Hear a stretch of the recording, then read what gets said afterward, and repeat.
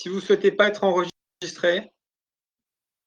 Après, on verra ce qu'on peut faire, quoi. Mais en tout cas, dites-le et on fera ce qui est possible, ce qui est à notre pouvoir. L'enregistrement commence, donc merci à toutes et toutes d'être venus à cette rencontre. Donc, sur le sujet des communs, on a beaucoup de mal à trouver un temps pour s'en parler parce qu'il y a beaucoup de matière. Donc, c'est faut se donner le temps d'explorer la question. On va voir ce qu'on arrive à faire ce soir ensemble parce que non seulement il faut passer un peu contenu, mais il faut aussi en discuter, il faut écouter les témoignages, il faut prendre le temps aussi de réfléchir à ses propres pratiques, à son propre vécu. Donc, on verra ce qu'on arrive à faire dans l'heure et demie qui nous reste. Alors, je vous propose de commencer par un petit jeu. Un petit jeu qui a été proposé par Marc Duvivier, qui est ici présent, et qui fait dans des animations sur la transition. Donc, vous allez dans le chat, la discussion publique, là, il y a un petit onglet discussion publique, et je vous envoie un lien. Alors, vous avez une liste de 30 objets du quotidien, et il se trouve que on va vous demander de vous passer du maximum d'entre eux, de ces objets. Et donc, il faut cliquer sur chaque objet dont vous pouvez vous passer, sachant que si vous voulez réduire à 1/6 votre consommation, votre consommation et donc votre émission de gaz à effet de serre, il faut diviser par 6 en fait votre consommation actuelle. Donc, il faut vous passer de 25 de ces 30 objets. Donc, le jeu consiste à essayer de trouver dans ces 30 objets du quotidien, les 25 dont vous pouvez vous passer. Si vous n'arrivez pas à vous passer de 25, bah vous n'allez pas jusque 25. Pour savoir si vous êtes à 25, c'est simple, il ne vous en reste que 5. Donc, voilà, on va passer quelques minutes là-dessus. On va voir un petit peu ce que ça donne. C'est aussi un temps d'introspection, un temps de réflexion sur ces usages, sur les choses dont on a besoin, les choses dont on a moins besoin. Et quand vous avez fini, vous le dites.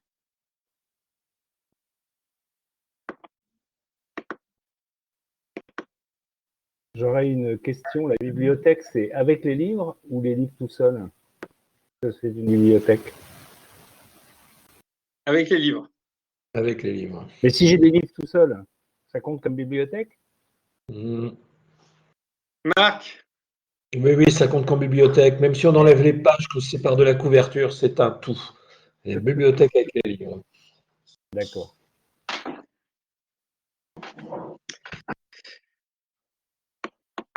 Voilà, j'ai fini, moi. On fait soumettre. Voilà. Donc, on reviendra ensuite sur le résultat. Là, on va enchaîner. Sauf si vous avez déjà une expérience à partager par rapport à l'exercice qui a été fait. Est-ce que c'était facile? Est-ce que c'était difficile? Peut-être si vous avez envie de parler à ce sujet-là. Voilà, il y a Loïc qui dit que c'est compliqué parce que ça dépend de son entourage. Et c'est un premier élément de réponse intéressant. On va savoir dans ces objets qui les possède en réalité et quels usages en fait peuvent être faits, où sont les besoins.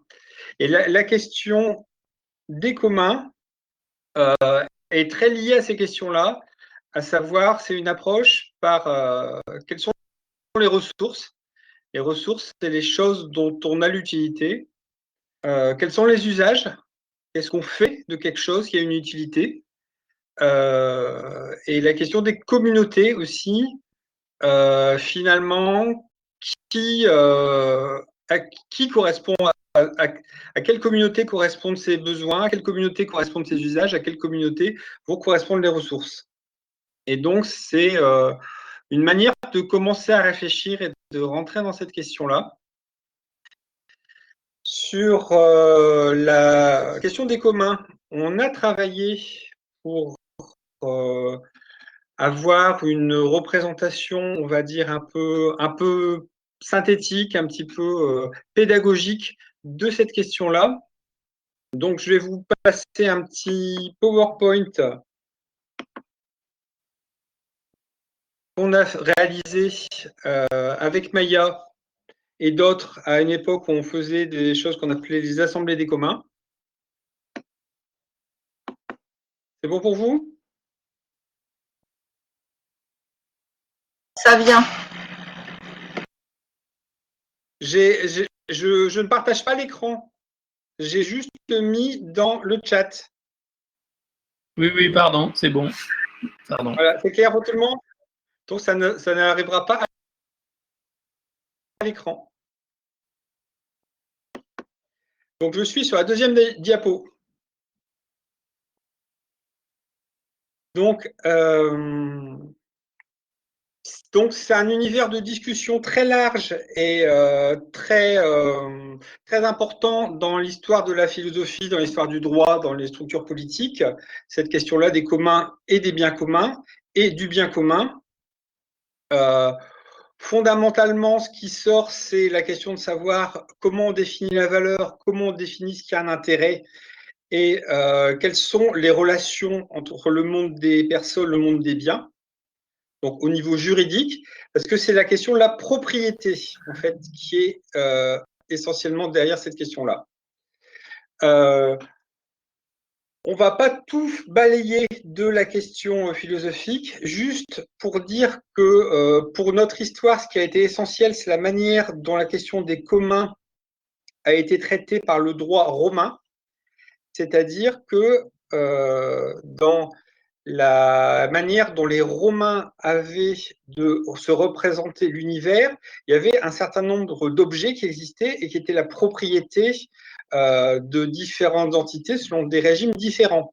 Donc, il y avait la propriété privée qui existait déjà, les choses qui appartiennent en propre, en fait, à des humains. Il y avait la res publica, la question de la propriété publique, donc la propriété qui était gérée par l'État romain. Il y avait les biens qui étaient les biens des dieux, parce que les dieux, ils avaient accès en fait à un régime de propriété et ils possédaient un certain nombre de choses au niveau des temples et au niveau de ce qu'il y avait au niveau des cieux. Voilà, c'était des choses qui étaient. On savait qui était le propriétaire était des dieux. Et il y avait des choses qui étaient des choses communes, donc la res communis, qui était un régime de propriété basé sur le fait qu'on ne pouvait pas faire une appropriabilité de la chose.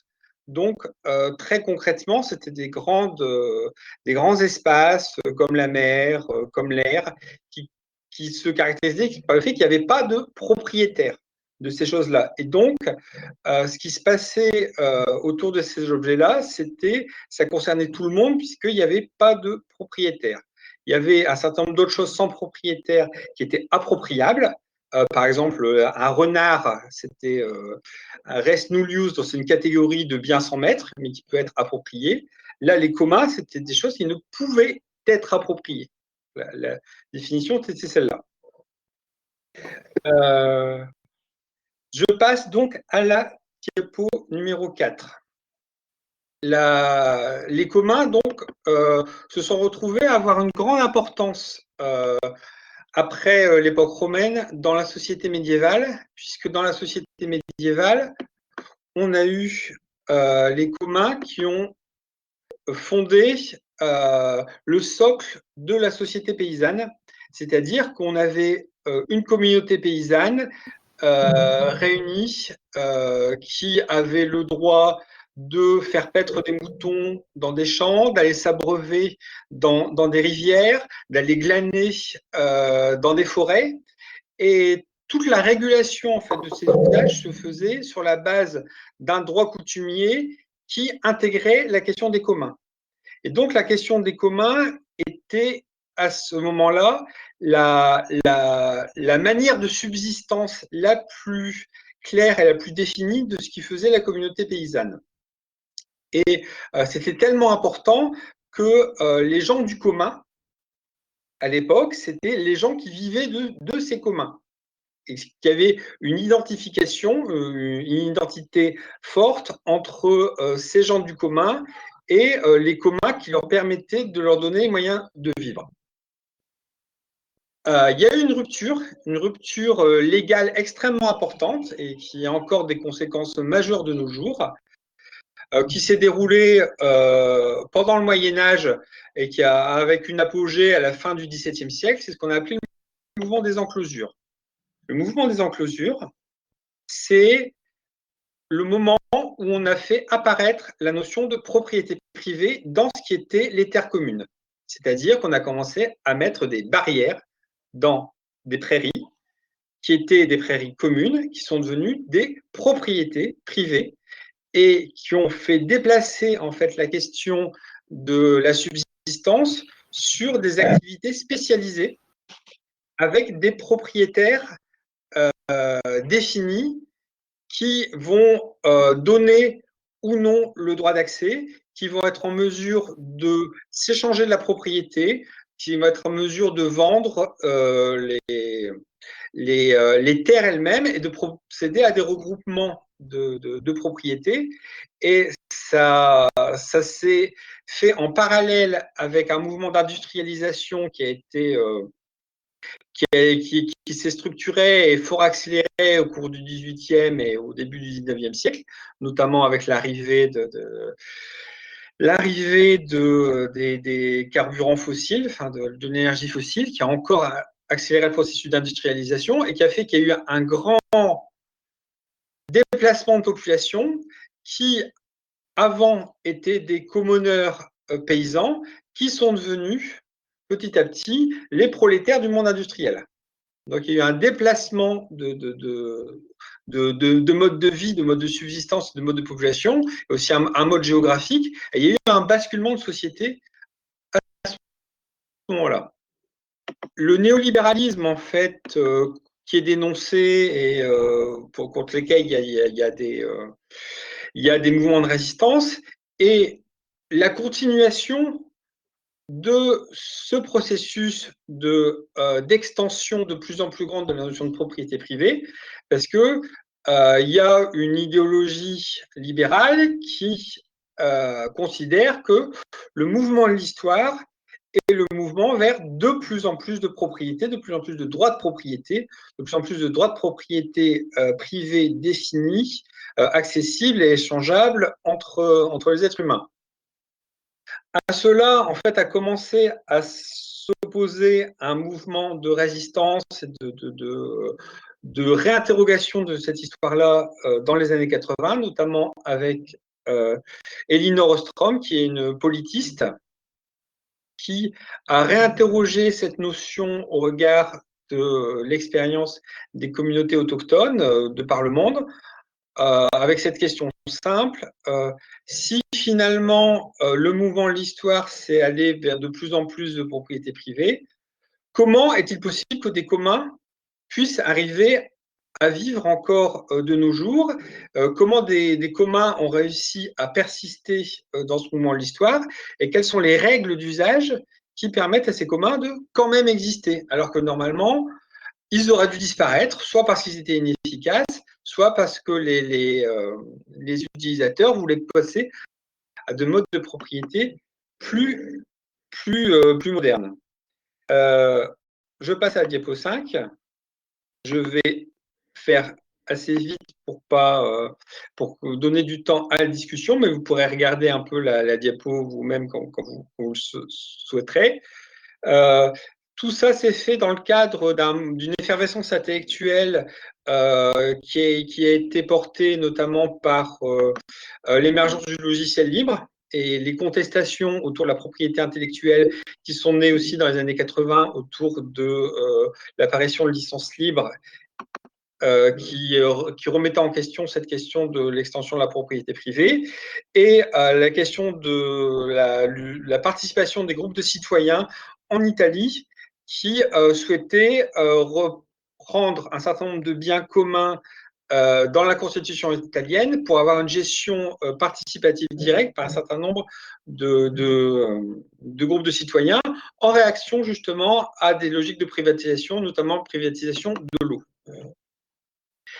Et aussi la victoire en 2015 à Barcelone de Ada Colau sur la liste qui se revendiquant de la ville en commun, mais là sous l'angle du droit au logement. Donc, je passe sur la diapositive 11. On peut prendre 3 conditions pour identifier si on est bien dans une perspective de commun. Donc, la question de savoir si on est face à un bien, une ressource qui est partagée ou qui peut être partagée, en tout cas si elle ne l'est pas. On peut être dans une logique d'implication à la fois dans l'usage de cette ressource, mais aussi dans la manière qu'on peut lui apporter, on va dire, des choses positives à cette ressource, à ce bien. Est-ce qu'on arrive à définir un régime de propriété définissant clairement des droits et des obligations? Et est-ce qu'on a un système de gouvernance, et là c'est essentiel, garantissant cette soutenabilité du commun? Donc la notion de système de gouvernance est essentielle. Chez Elinor Ostrom, le titre de son ouvrage, c'est Governing the Commons, c'est gouverner les communs, enfin c'est donner une gouvernance à cette notion de commun. Et l'un des enseignements les plus clairs de l'histoire des communs, c'est qu'on a besoin d'un système démocratique de gouvernance bien pensé, adapté pour garantir cette soutenabilité des communs. Si on n'a pas cette capacité de gouvernance, on risque d'aller au crash. Donc je passe en diapositive 13. Le problème des communs, c'est que ça va s'appliquer à beaucoup de choses qui sont de nature différente. On peut appliquer la notion de commun à une forêt, un domaine de pêche, un lac, mais aussi à un logiciel, une œuvre culturelle, un savoir. Donc, c'est des choses qui n'ont pas du tout la même nature, notamment la même nature vis-à-vis de la destruction. Savoir qu'il est beaucoup plus simple de détruire et de dégrader un bien matériel qu'un bien immatériel, parce que le bien immatériel va se copier plus facilement et donc se partager plus facilement et donc beaucoup mieux résister à la question de la destruction. Je vais passer rapidement sur la diapositive 16. Ce qu'on est confronté quand on est sur la question des communs, c'est qu'on est dans un entre-deux, en fait, entre la propriété publique et la propriété individuelle, et dans un entre-deux entre l'État et l'individu.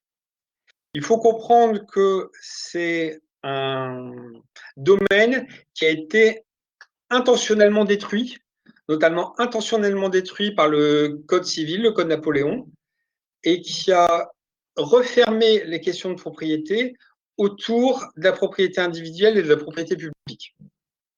Et de fait, il y a relativement peu d'instruments juridiques qui existent de nos jours pour définir la manière dont les communs peuvent se faire, parce que justement, c'est des instruments qui ont été effacés. Il existe quelques reliquats de communs dans le droit qui sont vraiment des vestiges et que les juristes essaient plutôt d'effacer plutôt que de pérenniser. Il y a 8 principes fondamentaux chez Elinor Ostrom, mais on aura l'occasion d'y revenir plus tard dans la discussion. Si vous voulez jeter un coup d'œil, c'est des règles de gouvernance, des règles de définition, des règles de résolution des conflits, des règles de hiérarchie aussi en fonction des différents niveaux, qui sont impliqués par la gestion du commun. Donc voilà, Désolé pour cette présentation très très rapide et ce balayage qui doit vous laisser très interrogatif. Je vais balayer un certain nombre d'exemples et je rouvrirai la discussion, les réactions à partir du moment où on sera passé sur les exemples. Donc, dans les exemples de communs, donc il y a la catégorie des communs historiques, donc forêt et pâturage, terre et marais, lacs et rivières, pêcherie, système d'irrigation, c'est tous des systèmes, on va dire, d'organisation du monde paysan qui ont existé et qui subsistent parfois à l'état de trace, parfois à l'état de droit de passage sur un chemin communal, parfois d'un système de gestion des landes. Enfin voilà, il existe quelques vestiges là-dessus. Par contre, il y a des success stories de nouveaux communs, de retour des communs qui ont apparu. Alors, il y a la Terre de Liens, qui est à la fois une association, une fondation et aussi une coopérative de mémoire, qui est un système qui permet d'acheter en commun des terres pour des paysans et de les mettre à leur disposition pour des projets. Et du coup, il y a, à partir de ce système avec Terre de Liens, il y a la recréation de systèmes d'accès au foncier qui n'existent plus parce que c'est très difficile d'avoir accès au foncier de nos jours, surtout dans des terres où il y a une très très grande pression sur l'élevage agro-industriel. Et pour le coup, Terre de Liens a vraiment une logique il crée des communs et c'est des communs fonciers. Donc les terres en fait qui sont créées par Terre de Liens, c'est des terres qui au final sont gérées dans une logique coopérative et surtout où il y a une dissociation entre la personne qui possède la terre et la personne qui va l'utiliser.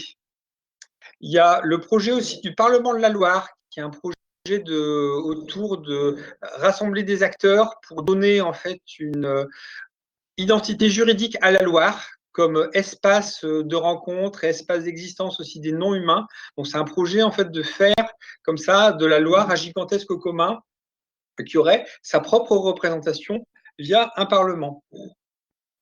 Il y a la grosse success stories des logiciels libres de GNU Linux, qui sont pour le coup des logiciels développés par des communautés contributrices et qui arrivent à trouver leur modèle économique alors même que ce n'est pas développé sous un régime de propriété privée. Il y a la question des bases de connaissances comme Wikipédia, Wikimedia Commons, et d'ailleurs Xavier qui est ici présent a enregistré une lecture d'Adaptation radicale qu'il a mis à disposition donc sur Wikimedia Commons, et donc il a mis dans une base de données de création artistique intellectuelle qui est un commun. Il y a l'Atelier Paysan, donc c'est une coopérative d'autoconstruction, open hardware, qui fait la souveraineté technique, et donc qui aide en fait les paysans à créer les outils dont ils ont besoin, qui fait des plans libres et qui assure aussi la question de l'entretien et de la réparation d'un certain nombre d'outils pour la paysannerie, qui permet d'éviter d'être dépendant en fait de multinationales de l'équipement agricole et qui permet de faire renaître des capacités de création et d'action adaptées au terrain. Il y a aussi, et je sais que Didier qui nous a rejoint peut nous en parler, la question des archipels politiques, qui est une méthodologie en fait de travail en commun, en réseau, qui crée entre des organisations politiques qui ont des buts différents, qui ont des raisons d'être différentes, qui arrivent à créer des modes de faire et des modes de création partagés à un certain nombre d'organisations politiques. Donc c'est le travail en archipel.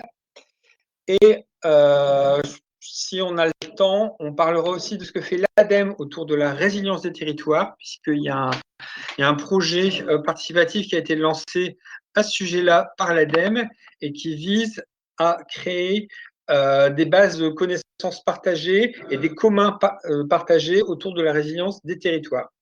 Donc, c'est un certain nombre de projets. Je remercie Maya d'avoir tout mis dans le chat au fur et à mesure que j'en parlais. Chacun de ces projets a ses caractéristiques propres, mais on peut retrouver dans la manière qu'il a de fonctionner différents aspects qui le lient à la question des communs. Et j'arrête là pour cette partie. On ouvre la discussion. Pauline. Ouais, moi je m'interroge justement sur la notion, peut-être qui a été complètement dévoyée, mais en tout cas la notion de service public au regard de la définition des communs que tu nous as balayée.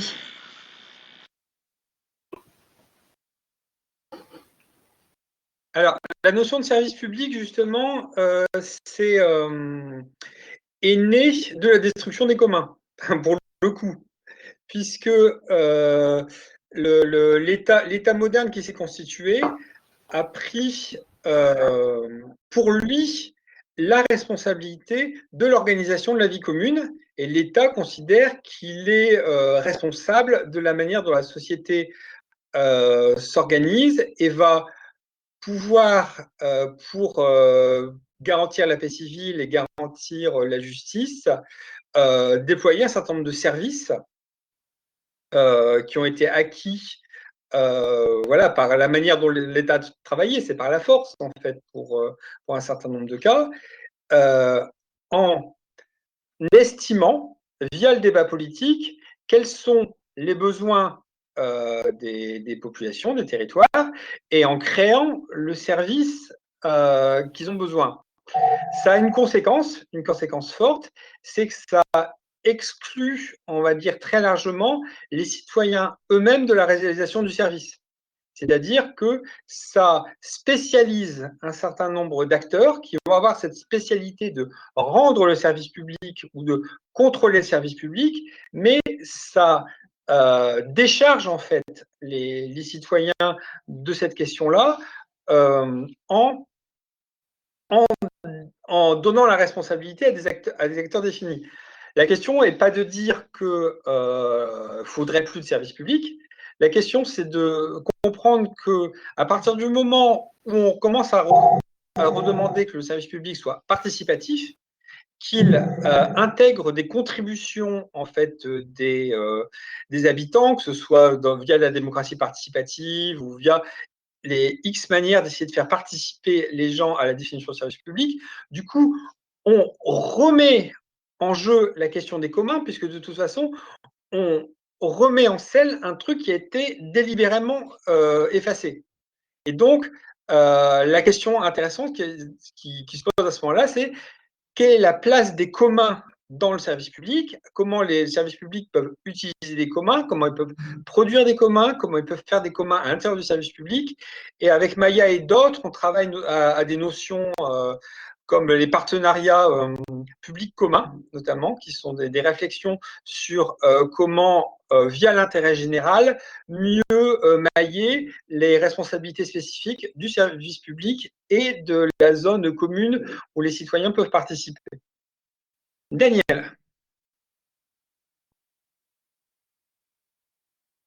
Carmen avant moi, mais je ne sais pas. Ah, Carmen, alors, je n'avais pas vu Carmen, effectivement. Oui, c'est pas grave. Non, mais je me demandais parce que par rapport au Moyen-Âge, là, tu parlais des communs qui étaient très développés, ensuite ça a été un peu. Bon, voilà. Mais enfin, il n'y avait pas de propriété, c'était pas les seigneurs qui étaient quand même propriétaires des terres, tu vois, du coup. Non. Non? D'accord. Parce que moi, j'avais un petit point historique. C'était les seigneurs qui étaient propriétaires et les paysans qui cultivaient pour le seigneur. C'était plutôt ça, en fait. Ouais. Non, les seigneurs n'étaient pas propriétaires, ils étaient défenseurs. C'est-à-dire qu'ils avaient une fonction sociale de défendre le territoire et de le protéger et de protéger la vie paysanne. Pour effectuer cette fonction, ils avaient le droit de prélever un certain nombre de ressources et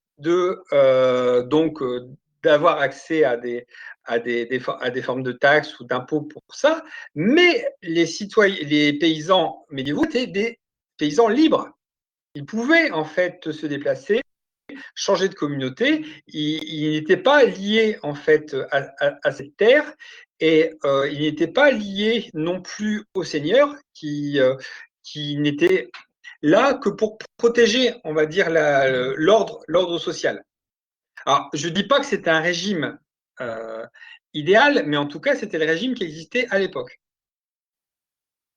Mais les serfs, ils n'étaient pas si libres que ça quand même, si? Je sais pas, je dis ça parce que j'ai l'impression que c'est pas du tout ma représentation, donc voilà. Ouais. Alors, non, mais il y a des liens. Enfin, là, c'est juste sur la question de la propriété de la terre. La question essentielle, c'est la propriété de la terre. Le monde médiéval était soumis à un tas de contraintes aussi, d'autres contraintes sociales, juridiques, etc. Donc, ce n'est pas un univers de liberté. Juste, ça donne la manière dont s'organisait la communauté paysanne. Le seigneur ne venait pas dans la communauté paysanne pour dire à la communauté paysanne comment elle devait s'organiser. Ce n'était pas son rôle. La communauté paysanne s'organisait. Ma question, c'était du coup le lien entre commun et ou retour des communs et ce dont on parle beaucoup en adaptation radicale et plus sur Extinction Rebellion, les assemblées citoyennes, ce dont on parle beaucoup en France en ce moment. Comment vous le voyez du point de vue des communs? Alors, je passe directement la parole à Didier là-dessus. C'est deux choses un petit peu différentes en fait, puisque les assemblées citoyennes, c'est plus de l'ordre de la démocratie. Le commun, comme je l'ai entendu dire à Maya, n'est pas forcément démocratique, mais c'est très important qu'il y ait des liens assez étroits. Mais dans beaucoup d'assemblées citoyennes, en fait, les communs sont pas franchement à l'ordre du jour pour le moment. Et ce qu'on essaye de faire avec les archipels, c'est d'essayer de relier le plus possible cette notion de commun, qui est donc la coopération, le partage sincère, et un certain nombre de notions comme ça dans tous les projets de la société civile et des organisations, en fait, qu'elles soient politiques ou pas, d'ailleurs. Mais c'est un travail en cours, quoi. C'est de la longue haleine. J'ai une question là sur les fils, sur la différence avec les organisations communistes, genre Kolkhoz. Donc, effectivement, on est dans une question politique importante, c'est la manière dont les liens de propriété sont gérés et quels sont les acteurs qui ont des pouvoirs de décision et qui font les choses et à quel niveau. Donc, la logique des communs, la logique fondamentale, c'est l'autogouvernance. C'est-à-dire qu'il y a commun à partir du moment où les gens sont à même de prendre eux-mêmes des décisions. Ce qui ne veut pas dire qu'ils sont en mesure de prendre des décisions sur tout, mais sur le domaine qui est le domaine du commun, en tout cas, qu'on a défini comme domaine du commun, il y a une capacité d'autogouvernance et une capacité d'autogouvernance réelle et une capacité de vraiment choisir. C'est ça la spécificité. Et on pourra parler du lien avec les communs et le mouvement coopératif, parce que c'est aussi un grand chantier. Hein. Il y a tout un mouvement qui existe autour des entreprises, de l'économie sociale et solidaire, des coopératives, etc., qui peuvent être communs en fait à différents degrés en fonction du degré d'autogouvernance réelle qui existe dans la coopérative. Hein. Parce que c'est pas parce qu'on est dans une coopérative qu'il y a forcément de la coopération. Alors, il y a Joanne qui pose une question extrêmement pointue, qui est sur les limites de la stigmergie dans le système de gouvernance d'un commun. Alors, du coup, je vais vous proposer en fait de passer un peu à la suite de l'exposé qui va être très très court, où on va rentrer un petit peu plus dans ces questions-là, puisque là, on est sur un point assez technique dont on reparlera, je pense, après l'intervention de Maya. Et donc, s'il n'y a pas d'opposition, je vais faire juste comment réussir son commun, comment faire le lien avec l'adaptation radicale, et puis après ça, on passera au témoignage de Maya. Et on rouvrira la discussion. Pas d'opposition? Bien. Alors, sur les règles de réussir son commun, donc Elinor Ostrom a fait un travail théorique, un travail donc d'exploration des communautés autochtones. avec les assemblées des communs, on a fait un travail, on va dire, pratique de gens qui s'intéressent à ces questions-là et qui essaient de voir ce qui est important pour que ça marche ou que ça ne marche pas, où sont les réussites, où sont les échecs. Donc, depuis quelques années, il y a une masse d'expérience qui est en train de s'accumuler et qui nous apprend des choses. On sait que pour qu'un commun réussisse, il faut qu'il y ait une communauté vivante de gens qui contribuent et qui utilisent, c'est-à-dire des gens qui prennent à la ressource et des gens aussi qui sont prêts à donner. Enfin, et qui est cette communauté vivante-là, c'est extrêmement important. On doit bien identifier de quelles ressources il s'agit, parce qu'on a tendance en fait à penser les choses au niveau de grandes organisations, mais les ressources, c'est des trucs souvent assez simples et bien identifiables. C'est-à-dire que si on parle d'un champ, on doit pouvoir avoir les dimensions exactes du champ.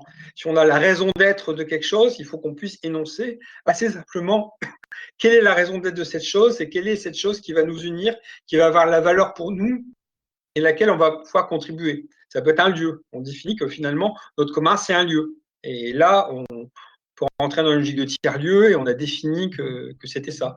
Mais si c'est le lieu, ce n'est pas forcément les activités qu'il y a à l'intérieur, c'est le lieu lui-même. Voilà, c'est les discussions importantes qu'il faut avoir.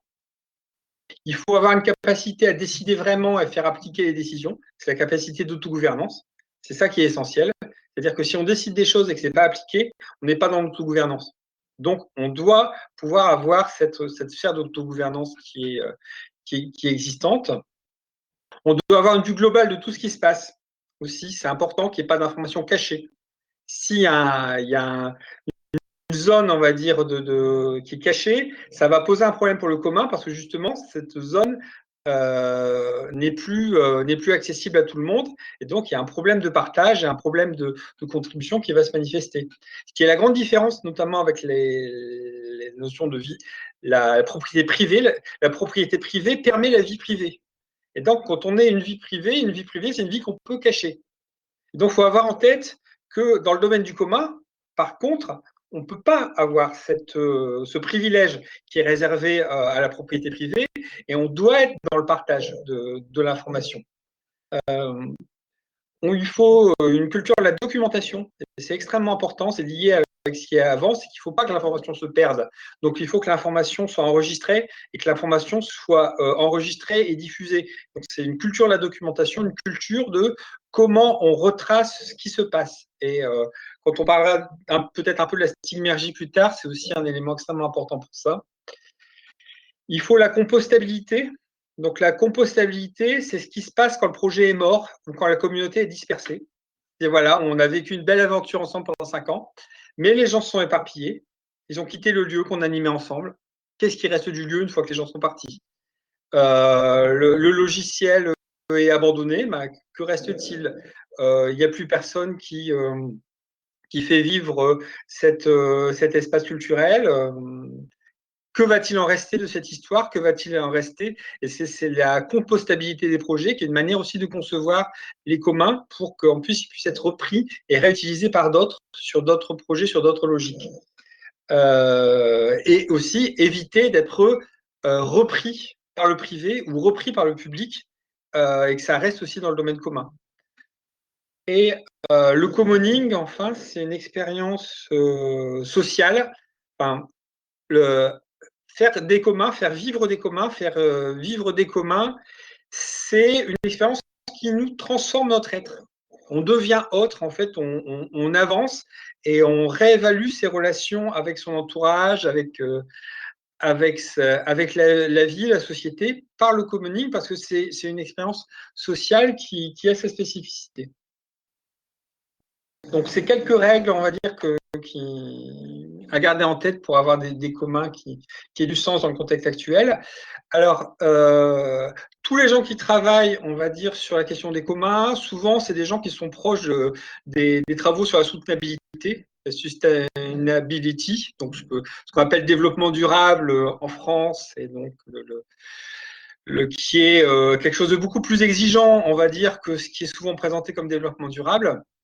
Donc, Jem Bendel, il vient de ce milieu-là, il vient de cet univers de réflexion, donc il n'a pas travaillé dessus directement. Par contre, il a 2 doctorants encore avec lui qui travaillent sur ces questions-là. Donc, il y a Matthew Slater, qui est un de ces doctorants qui travaille sur les Credit Commons, et donc qui sont des systèmes de crédit gérés en commun, enfin des systèmes de réciprocité, on va dire, dans l'échange, pour faire des systèmes monétaires alternatifs. Donc, il y a beaucoup de gens qui travaillent sur les systèmes monétaires ou économiques alternatifs. Et là, c'est la spécificité de gens qui intègrent fortement la dimension de commun dans leur réflexion. Et il y a Cecily Smith Christensen, qui a un parcours très original que je vous invite à consulter. On va dire, elle a dans le lien qui va circuler. On va dire, elle était une experte, on va dire, du tourisme et de la conservation patrimoniale. Et donc, elle était dans une posture d'experte. Et là, elle a fait une transition, on va dire, de posture. Et elle est passée de sa posture d'experte à une posture de commoneuse. Et elle explique, on va dire, très bien la manière dont cette expérience des communs a changé, on va dire, son rapport à la manière qu'elle avait de concevoir son activité professionnelle. Voilà. Si vous avez suivi, il y a plein de pistes, on va dire, qui rapprochent la question des communs de la question des 4 R, hein, donc résilience, renoncement, réconciliation, restauration. Je ne vais pas vous faire le truc, on en discutera ensemble après l'intervention de Maya. Je vous propose donc de cesser de parler et de laisser Maya nous faire part de son expérience de commoneuse à elle. Et après ça, on reviendra dans la discussion. Maya, tu es prête? Je suis prête. Bah déjà, je voudrais te remercier, Julien, de m'avoir invité ce soir, en tout premier lieu. Je suis très contente d'être parmi vous et on a prévu en préparant cette intervention que je ne vais pas parler très longtemps. Je vais essayer de poser quelques jalons, mais ce qui m'intéresse, c'est d'avoir vos questions, peut-être pour répondre plus précisément aux questions que vous pourriez vous poser, plutôt que de vous faire un long exposé sur mon parcours. Donc, je vais essayer de tenir en 5-6 minutes maximum, et puis après d'ouvrir plus à vos questions. Pourquoi Julien a fait appel à moi? Parce que ça fait 5 ans maintenant que je suis à temps plein contributrice au commun. Quand je dis à temps plein, ça ne veut pas dire un nombre d'heures particulier, ça veut dire que c'est l'essentiel de mes activités. Comment ça s'est passé? En fait, j'ai vécu un effondrement personnel, donc en 2013. Souvent, les gens appellent ça un burn-out. J'aime bien l'appeler effondrement parce que ça vient en écho à ce que nous vivons. C'était pas le premier, mais celui-là, il a été vraiment grave. J'ai mis 2 ans à me relever. Et je me souviens que, donc, aux alentours de 2015, quand j'ai commencé à reprendre un petit peu mes esprits, la phrase qui m'est venue, c'est « Bon, c'est pas compliqué, à partir de maintenant, je ne travaillerai plus que pour le bien commun. » Je ne peux pas vous expliquer d'où c'est sorti, mais il fallait que ça ait du sens, il fallait que ma vie ait du sens, et c'était plus possible du tout pour moi de m'insérer dans le fonctionnement que j'avais connu jusque-là, dans des entreprises privées, en tant que freelance. C'était à la fois la difficulté de pas décider, d'avoir des patrons, et de trouver souvent leurs décisions injustes ou arbitraires, et aussi une question d'éthique, parce que j'ai travaillé pour des grands groupes, comme Sofinco, enfin des choses comme ça. Il est arrivé un moment de ma vie où c'était plus possible pour moi de le faire.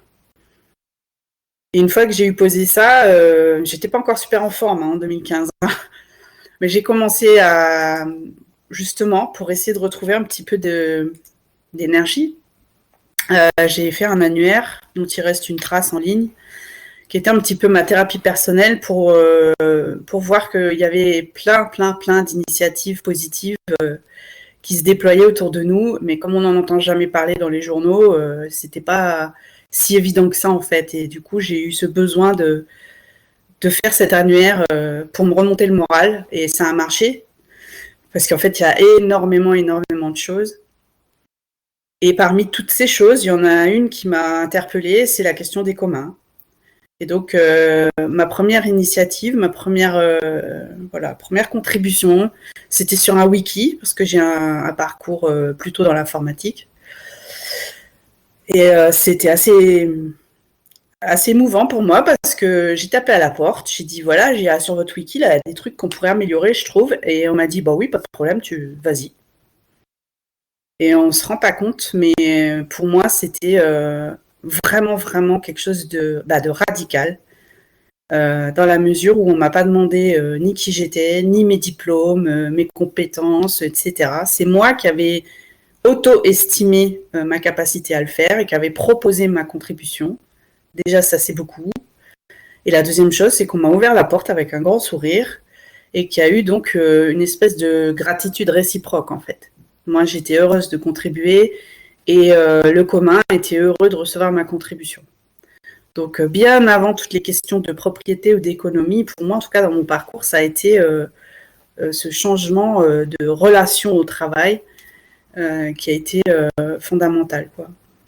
Une fois que j'ai eu mes pieds dans ce wiki, c'est parti un peu dans tous les sens. Je suis quelqu'un qui aime bien faire beaucoup de choses différentes, donc j'ai contribué à énormément de communs différents, avec des compétences différentes aussi, en fonction de ce que j'avais envie de faire, de ce que j'estimais savoir faire. C'est toujours la même chose. On ne m'a pas dit, toi, tu vas faire ça. C'est moi qui arrive dans un commun, qui prend connaissance et qui est l'élan de dire, là, j'ai envie de faire ça. J'ai envie de vous aider sur ce point-là.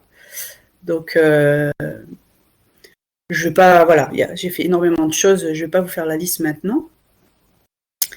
Qu'est-ce que ça a changé pour moi, cette histoire de commun? Au-delà du fait qu'on a expérimenté beaucoup de choses, effectivement, Julien en a parlé tout à l'heure, par exemple, une assemblée des communs à Lille, on était tous les deux dans cette assemblée. J'ai effectivement expérimenté pour de bon ce que signifie l'autogouvernance. Avec toutes ces variantes, s'autogouverner, c'est pas une façon de faire. Ça va dépendre beaucoup du commun, de la ressource dont on s'occupe, et puis des personnes qui sont là, de comment elles veulent fonctionner. Et créer un commun, c'est décider ensemble de comment on va le gouverner. Et choisir parmi les différents types de façons de décider lequel nous convient le mieux. Donc, tout à l'heure, Joanne, tu as parlé de la stigmergie, par exemple. Je ne sais pas si tout le monde en a déjà entendu parler. La stigmergie, c'est la façon de fonctionner des fourmis. Il n'y a pas de chef. Chacune a l'air de faire un truc, on ne sait pas pourquoi. Et au final, le résultat, c'est une société organisée presque, entre guillemets, comme par magie. On se demande bien comment c'est possible. Mais il n'y a pas, je veux dire, la reine des fourmis, elle n'est pas chef, elle fait que pondre. Il n'y a pas d'entité qui décide, en fait. La stigmergie, c'est un peu basé là-dessus, sauf que nous, on ne peut pas déposer nos hormones par terre, nos phéromones, donc on fait de la documentation. On écrit tout ce qu'on fait, c'est vraiment, tout est très bien documenté, ça correspond aux traces qu'on laisse pour que d'autres personnes puissent arriver puis comprendre comment ça fonctionne. Voilà. C'est un des exemples de gouvernance, c'est pas le seul. Pour répondre à la question qui a été posée d'ailleurs, les limites de la stigmergie, dès qu'on a des choses un petit peu plus construites, et notamment tout ce qui est administratif, la comptabilité, le juridique, il arrive un moment où la stigmergie a ses limites, nécessairement. Il faut que ce soit organisé, donc il faut que les personnes donnent les bonnes infos au bon moment. On ne peut pas laisser chacun faire un petit peu comme il a envie. À un moment donné, ça ne marche pas. Ça pourrait marcher dans un monde idéal, mais tel que nous sommes aujourd'hui structurés, et comme on a appris beaucoup de choses depuis qu'on est tout petit, tout ce que je suis en train de vous décrire, c'est pas si simple du tout à mettre en œuvre en réalité. Ça demande de changer profondément, d'avoir envie de changer, d'être à l'écoute de ce qui se passe.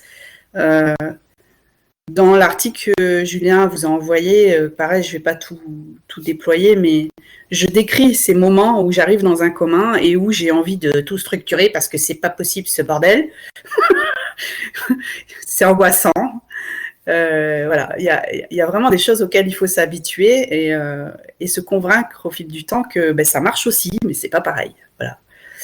Et le rapport à la propriété fait partie de ces changements. Et on ne le sent pas forcément tout de suite, hein, mais quand on contribue par exemple à un document commun, il y a un changement qui se fait c'est pas moi qui... on se détache du fait que ce soit important que c'est moi qui l'ai fait. C'est pas important. L'important, c'est que la contribution soit au milieu pour tout le monde. Et bien sûr que sur le plan humain, on aime bien être remercié pour ce qu'on a fait, mais ça prend d'autres formes. Voilà. Et pour ce qui est de mon parcours à moi, mais là c'est très particulier, tous les commoners ne sont pas comme ça. Moi j'ai fait le choix de travailler bénévolement, a priori, parce que dans mon parcours, le simple fait même d'avoir signé un devis avec un engagement est une source de stress trop importante pour moi. Le fait de devoir m'y tenir parce qu'on a signé et qu'il y a une somme d'argent en face, pour moi, c'est pas possible. Je peux pas gérer ce stress. Je me mets la pression toute seule, en vrai. Je n'ai même pas besoin qu'on me la mette. Donc, j'ai décidé de contribuer au commun de manière bénévole, mais d'accepter les rétributions a posteriori. Si le commun dispose d'un budget et si les personnes estiment que mes contributions méritent une rétribution, à ce moment-là, je l'accepte. Je ne vais pas dire non quand même. Mais ça se passe dans un deuxième temps. Voilà. Je crois que je ne vais pas beaucoup plus parler et plutôt vous laisser l'espace pour poser des questions pour peut-être aller plus loin sur certains sujets, si ça vous va. Merci Maya.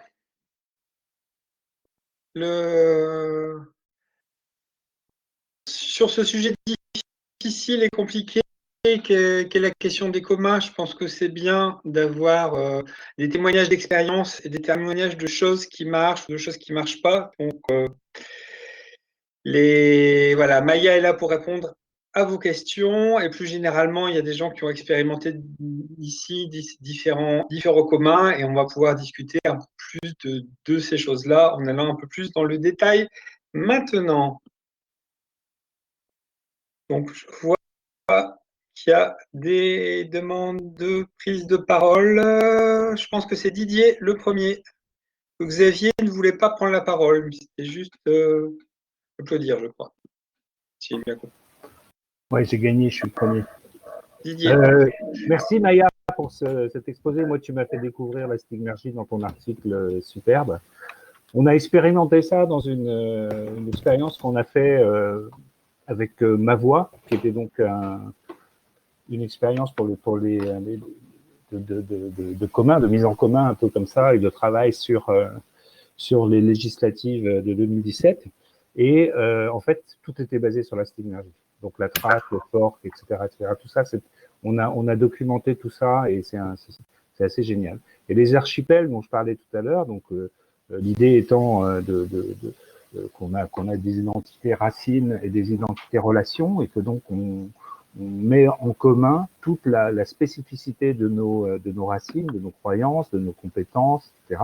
Et ça au niveau planétaire, c'est encore un peu tôt pour en parler, mais pour moi, le commun se passe dans la notion d'archipel entre des organisations politiques, des organisations, des entreprises, des associations, des indépendants, etc. Et en fait, on crée c'est pas une organisation, mais c'est une coopération comme on appelle ça en centre vide. C'est-à-dire qu'il n'y a rien au milieu, on s'engage dans une collaboration, on va vers la rencontre, et cette rencontre va changer aussi bien la relation qu'on peut avoir, va produire un résultat au niveau qu'on peut pas imaginer à la base. Et ce qui est c'est là où c'est très important de travailler en stigmergie, puisque comme on ne sait pas vers quoi on va, il faut que toute l'expérimentation soit documentée. Et il y a des gens là-dedans même qui théorisent l'idée qu'il faut que ça soit filmé, enregistré, etc., etc. Et c'est ce qu'on appelle le partage sincère, parce qu'en plus, il faut que ça soit lisible. C'est-à-dire qu'il faut que tout le monde puisse le comprendre et tout le monde ait un commun de format, quelque part. Donc, c'est super intéressant et je te remercie pour tout ce travail que tu as fait. Merci Didier. Carmen, et après ça Xavier. Oui, donc moi, je voudrais faire un témoignage parce que du coup, je ne sais pas si c'est arrangé dans les communs ou pas, puisque j'habite dans un habitat participatif, un habitat groupé. Donc, on a chacun notre logement, mais on a aussi des espaces communs, partagés. Mais c'est une propriété collective, en fait. On est propriétaire, mais on s'en occupe ensemble. Donc, effectivement, il y a des règles de gouvernance par rapport aux décisions, etc. Mais je me demandais si ça rejoignait cette notion de commun, telle que tu le disais, parce qu'on est juste copropriétaire, en fait. Enfin, on a monté une SCI, tout simplement, pour ces espaces partagés, parce qu'on n'avait pas d'autres moyens d'acheter ensemble. Mais on est propriétaire, en tout cas. Voilà. Et par contre, on fait pas mal de choses dans le quartier. Donc, en particulier, on a mis en place une AMAP. Donc, il y a une maraîchère de la région qui loue cette terre, qui a eu cette terre par Terre de Liens, justement, et qui vient nous livrer ces paniers, mais pas que pour nous, hein, mais pour le quartier. Mais je pense qu'il y a une quarantaine, je pense, de familles. Et puis également, on a mis en place également des achats groupés. Donc c'est tout à fait informel, hein, on fait ça comme entre nous, c'est-à-dire on est une petite équipe et puis on envoie des mails à la liste. Il y a Bois Blanc en transition en fait. Et on fait des commandes à des producteurs locaux et les gens commandent et après on va chercher et on distribue tous ensemble. Enfin voilà. Donc voilà des exemples. Alors quel est le lien avec la notion de commun? À voir. Voilà. Tu veux que je prenne la parole, Julien? Vas-y, Oui. vas-y Maya. Bah, En même fait, si tu es une femme et qui vient après une femme. c'est pour répondre à Carmen. En fait, tu poses exactement quelle est la question des communs. La théorie s'attarde beaucoup sur la question de la propriété, mais finalement, c'est pas ça le fond du problème. Et vous avez trouvé une astuce au niveau du droit, puisqu'il n'y avait pas la possibilité d'acheter la chose comme un commun. Vous avez trouvé une astuce. Et en fait, ça se passe comme ça dans beaucoup, beaucoup de communs. On trouve une astuce au niveau légal pour protéger la chose en tant que commun. Donc, tel que tu me le décris là, je ne peux pas mettre un label, hein, mais ça ressemble beaucoup à un commun. Voilà ce que vous avez fait. Tout à fait. C'est plus une question d'état d'esprit que de législation, en fait. Xavier.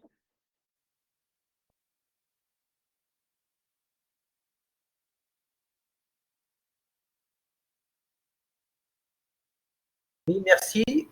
Merci pour ces présentations très intéressantes. Juste une précision, Julien, quand tu disais les communs, contrairement dans la propriété privée, on reste privé, dans les communs, il faut s'exposer. Juste sur Wikipédia, on peut contribuer sans du tout révéler quoi que ce soit de son identité en utilisant un pseudo et on peut contribuer. Donc on peut contribuer à un commun d'une façon anonyme aussi. Moi, je fais partie d'un commun qui s'appelle le mouvement ATD Quart Monde. Je ne l'aurais pas appelé comme ça avant, mais quand je regarde les caractéristiques de ce commun, c'est un commun qui s'est constitué autour de la résistance et du courage de familles très pauvres d'un bidonville de Noisy-le-Grand en 1957, qui ont entraîné autour d'elles des personnes de tous horizons pour dire que la misère, c'est inacceptable, ça détruit, c'est une violence, et qu'il faut s'unir pour y mettre fin. Et le commun des très pauvres, c'est par exemple que dans notre pays, on parle des personnes sans domicile, on parle des centres d'hébergement, mais de fait, d'après l'INSEE, il y a plus de 300 000 personnes qui sont hébergées chez un tiers. Une grande partie d'entre eux, de ces personnes, sont hébergées chez d'autres personnes pauvres. En fait, les familles très pauvres sont, à mon avis, semble-t-il, le premier centre d'hébergement en France.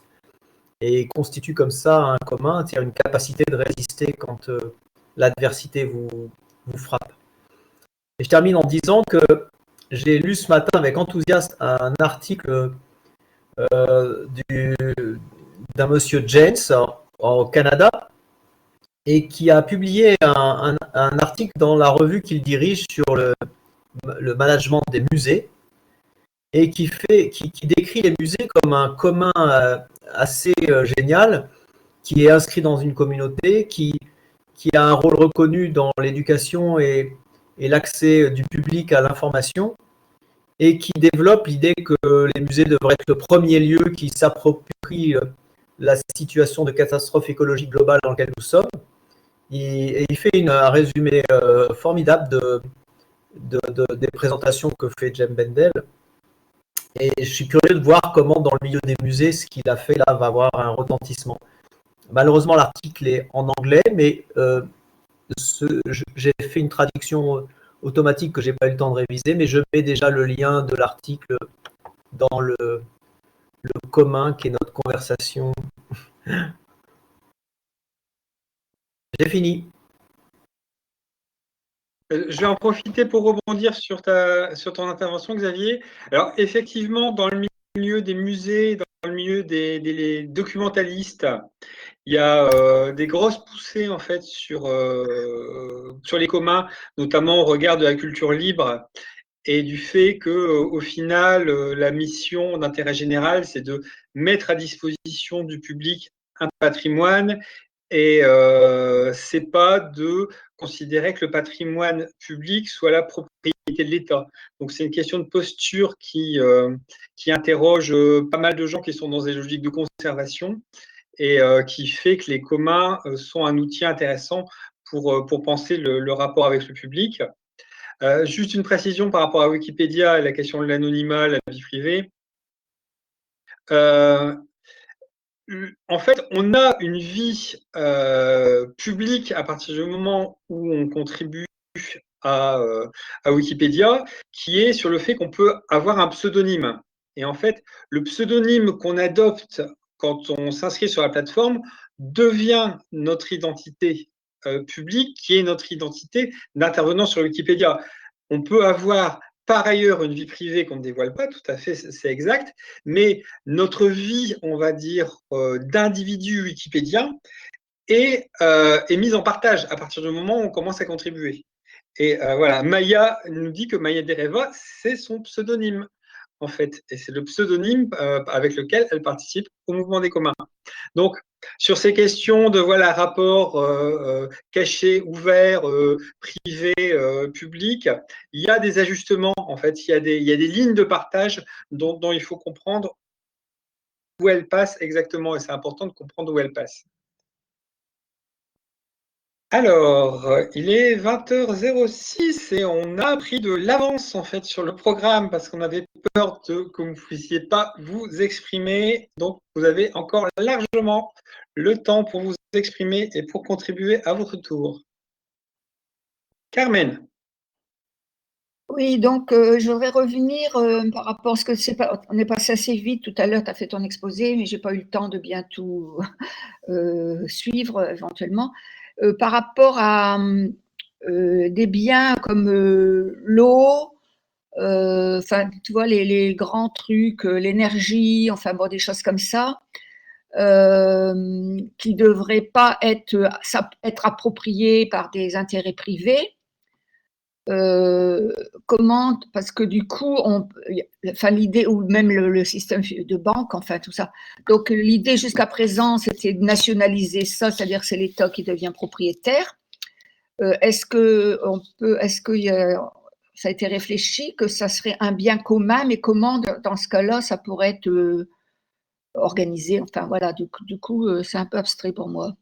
Parce que je veux dire, il y a tellement d'intérêts contradictoires que je ne sais pas comment ça peut être. Je vois ça dans des petites structures, mais quand c'est des choses plus grandes, où il y a des conséquences, si tu veux, quand tu fais quelque chose, par exemple l'eau, tu fais quelque chose à un endroit, ça peut polluer à un autre endroit. Enfin, tu vois, c'est pas si simple, quoi.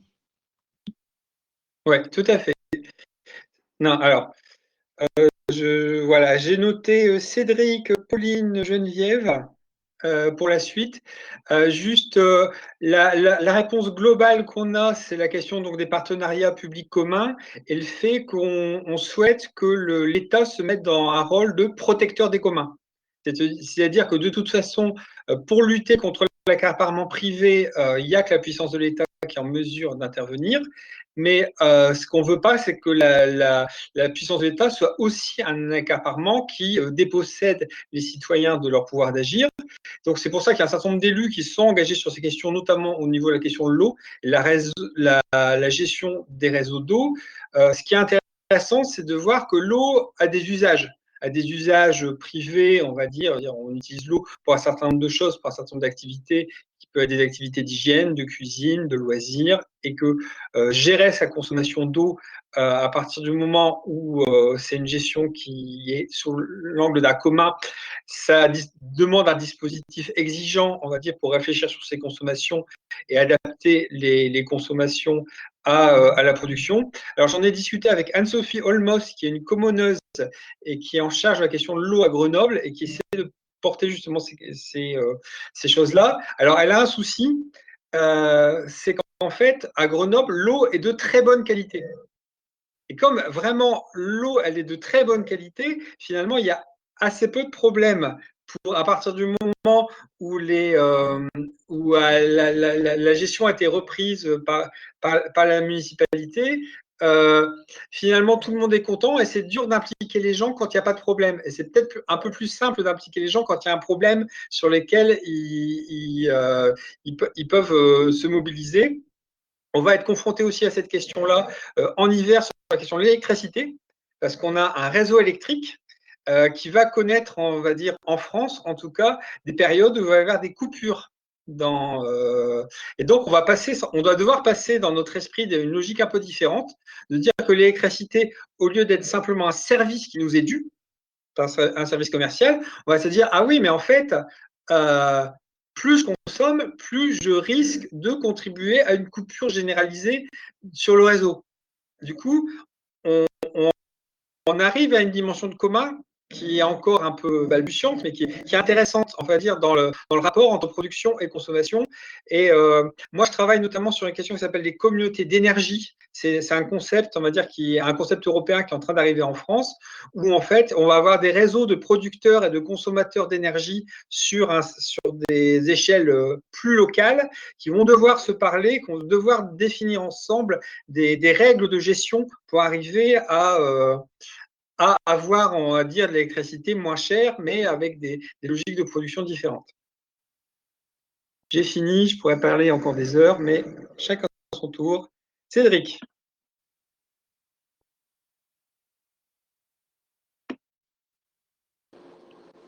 Non, moi je vais pas demander la parole, là, c'est le coming out. Ah non, excuse-moi, j'étais trop. La parole. J'étais trop dans la liste, attends. Je ne sais plus qui est après. Daniel. Moi encore. Geneviève, Pauline, je crois. Pauline vient de lever le doigt. On a dit un homme, une femme. Mais tu veux parler, Xavier? Daniel, pardon Oui, mais bon, bref, alors je pose ma question. Comment on fait des communs en urgence? Parce que tout ça a l'air fantastique, mais assez graduel. Si je reprends ma présentation de l'adaptation radicale et qu'on pense qu'on n'aura pas le temps d'être graduel dans rien, enfin dans pas grand-chose. Comment on fait des communs? Est-ce que c'est envisagé? Est-ce que c'est discuté? Est-ce qu'il y a des gens qui sont dans les communs et en même temps dans le changement climatique ou la collapsologie et qui se disent on a 10 ans pour mettre des communs en place ou moins? Merci. Je dirais que là, on est sur le fil d'équilibre entre c'est urgent, mais tu ne peux pas précipiter ce changement dans la mesure où il implique un changement individuel tellement radical que tu peux pas forcer les gens du jour au lendemain à faire ça, quoi. Ça reviendrait à être autoritaire et c'est pas du tout l'objet. Donc, c'est une très bonne question. Tu peux faire des communs très vite avec des gens qui sont d'accord et qui ont l'expérience. Ça peut aller très, très vite. Ça va beaucoup plus lentement et de plus en plus lentement si tu vas dans les institutions. Mais je dirais que moi, j'observe une vraie accélération et notamment à cause de la crise qu'on est en train de traverser tous avec le Covid. Il y a quelque chose de l'ordre de... Ça, c'est mon point de vue.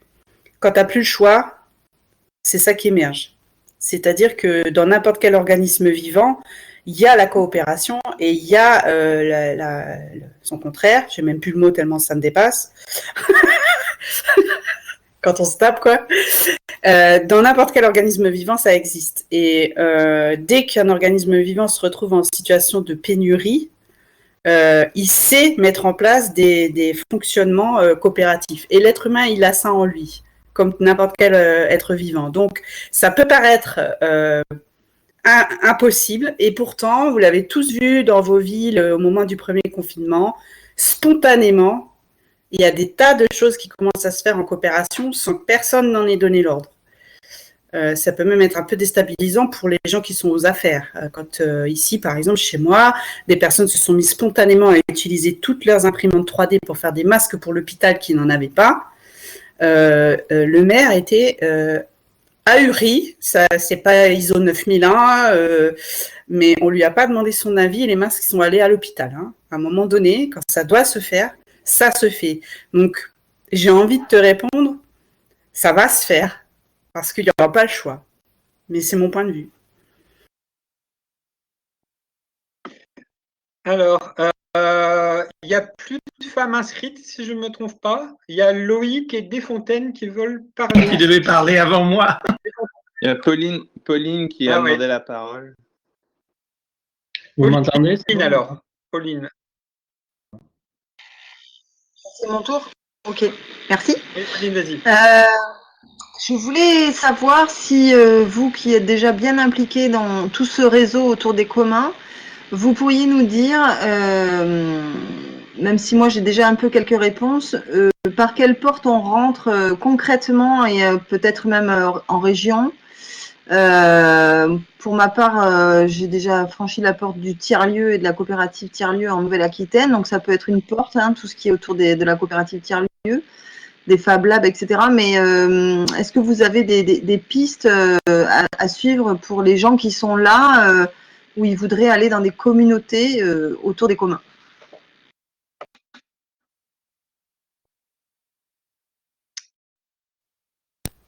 Oui. On va prendre peut-être une série de questions parce que là, l'heure tourne et on va voir si on peut faire des réponses groupées avec Maya sur la fin.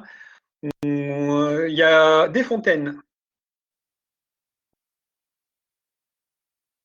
Ouais, moi, je me pose vraiment les questions de gouvernance. Vous avez parlé d'autogouvernance, mais aussi d'autres modes de gouvernance. J'ai du mal à bien saisir, en fait, si on veut mettre en place un commun, comment on fait et c'est quoi la gouvernance exactement? Très bonne question. La question essentielle, la plus difficile. Loïc Stéphane. Oui, juste pour dire, par rapport à l'urgence, moi je ne suis pas si inquiet que Daniel, parce que j'ai un très bon ami, Zuber, qui est kurde, et qui a vécu dans des camps. Et au début des années 80-90, il a une vénération absolue pour Madame Mitterrand, qui l'a aidé, etc. Et en fait, il se trouve qu'il était dans un camp de réfugiés, et il s'est retrouvé chef, entre guillemets, du camp de réfugiés. Et il m'a raconté plusieurs fois son expérience. Et en fait, spontanément, les choses se mettent en place.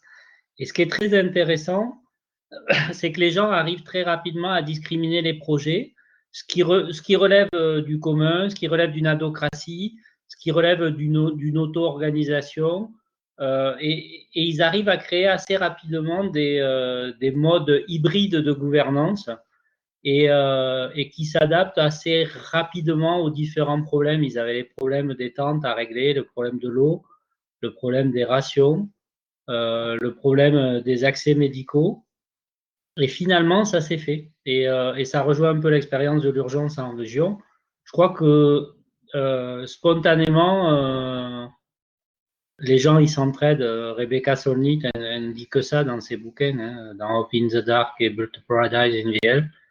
Elle raconte ça, les gens, après Katrina, après des catastrophes, ils gèrent assez facilement. Et justement, cette culture des communs, c'est bien qu'on puisse la développer parce que ça permet de se poser les questions de gouvernance. Et peut-être une chose sur lequel je voudrais insister, c'est la nécessité d'apporter la bonne information. C'est-à-dire, il y a des asymétries d'information, et notamment, il y a un exemple qui est très connu, c'est celui d'Amartya Sen, l'économiste, qui raconte la famine du Bengale dans son pays, où il raconte qu'il y a du blé dans une région, il n'y en a pas dans l'autre, et toute la difficulté, c'est d'arriver à coordonner l'information. Et moi, quand je travaille avec des agriculteurs qui essaient de répondre à de la commande publique, mon plus gros souci, c'est la coordination de l'info. Par exemple, j'ai un paysan qui veut il a la vente d'une bête qui va passer dans une cantine, mais il faut que les menus soient coordonnés pour qu'il puisse passer l'arrière de la bête dans une autre cantine ou dans un autre lieu. Et toute la difficulté, en fait, c'est d'arriver à imaginer les bons indicateurs et les outils de circulation de l'info. C'est le plus vital, en fait. Et c'est d'ailleurs ce qui nous a manqué le plus dans la crise du Covid, c'est que l'information en France, la circulation de l'information a été absolument dégueulasse. Et ça a compliqué les réactions des gens, en fait. Parce que du coup, ils ne se sentaient pas bien. Quand on ne comprend pas, on n'accepte pas.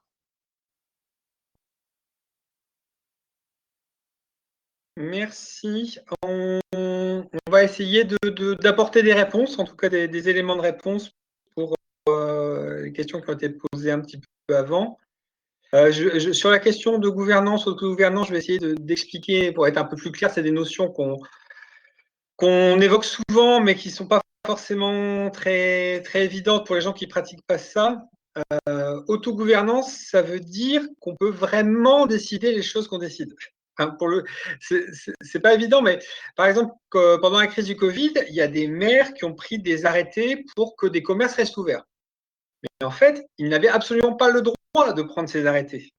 Et ils se sont fait annuler, ils se sont fait retoquer ces arrêtés-là parce qu'en fait, la mairie n'avait pas d'autogouvernance en fait sur cet aspect des choses. C'était une compétence du préfet, une compétence d'État, et c'est pas le maire qui peut décider ces choses-là. Donc c'est pas parce qu'il y a un système de gouvernement qui est mis en place qu'il y a cette capacité d'autogouvernance qui est là. La capacité d'autogouvernance, c'est de prendre la décision et que la décision soit appliquée et qu'elle ait un effet.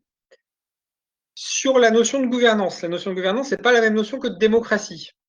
Gouvernance, ça veut dire qu'il existe un système qui fait que des décisions sont prises. Quel est le système? Alors ça, c'est toute la question, parce que les systèmes sont multiples et il y a des systèmes qui consistent à ne pas prendre de décision, des systèmes qui consistent à faire des votes en assemblée générale, et tout ça, c'est des systèmes de gouvernance différents qui existent. Et ce qu'on apprend avec les communs, c'est de laisser, on va dire, le bon système de gouvernance se mettre au bon niveau sur la bonne ressource. Et le risque qu'on a à trop bureaucratiser les choses, c'est de perdre du temps et qu'en fait, la gouvernance ne soit pas efficace et qu'elle consomme trop de temps en fait à elle-même. Et donc, il faut des systèmes de gouvernance qui soient assez légers pour arriver au plus vite à la meilleure décision. Et c'est pas simple.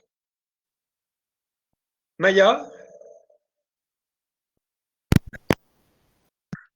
Oui, pour la gouvernance, je pensais pour les portes d'entrée, c'est une très bonne question aussi, parce qu'en fait, beaucoup de gens font des communs sans le savoir. On a eu un témoignage tout à l'heure, énormément. C'est un terme générique qui recouvre plein de choses dans nos territoires. Il n'existe pas un annuaire des communs.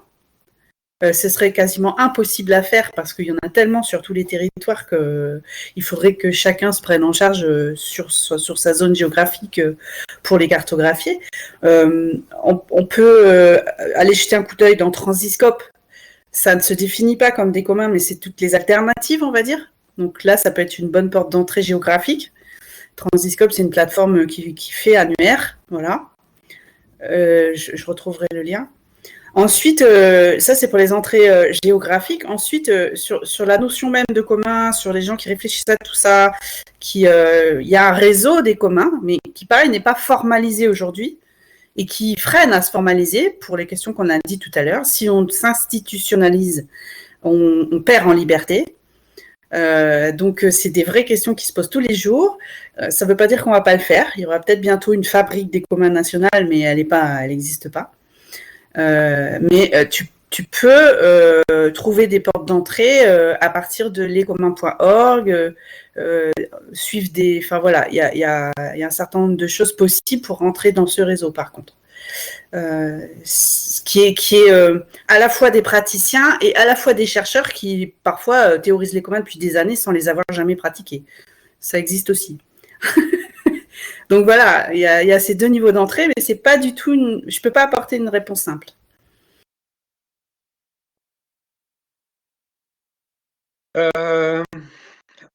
On va rester à votre disposition pour continuer la conversation, hein, parce que si vous avez des insatisfactions, besoin de précision, de toute façon, on a une documentation de ce qui se fait, on fera circuler les liens, on pourra se reconnecter les uns avec les autres.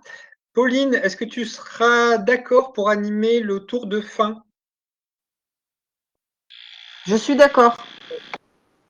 Très bien. J'aurais juste aimé faire une remarque, Julien.